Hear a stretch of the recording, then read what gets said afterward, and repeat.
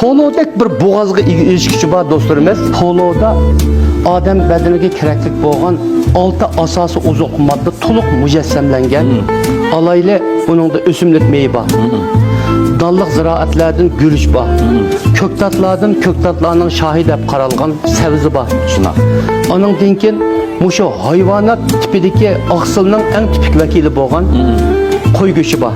Yoki kala go'shti bor va yoki to'g'ri go'shti bor. Ishqib go'sht bor.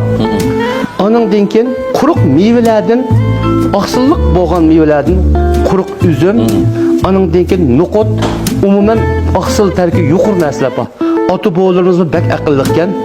Odam badaniga eng kerakli bo'lgan narsalarni mujassamlab, uni intayin yaxshi usulda to'liq xushpuroq qilib, yana uningga Uyg'ur tibobatining zeridan iborat xushpuroq mijoz tangshiguchi, tam tangshiguchi qurishni qatib, intayin yaxshi bo'lgan bir poloni ijod qilgan.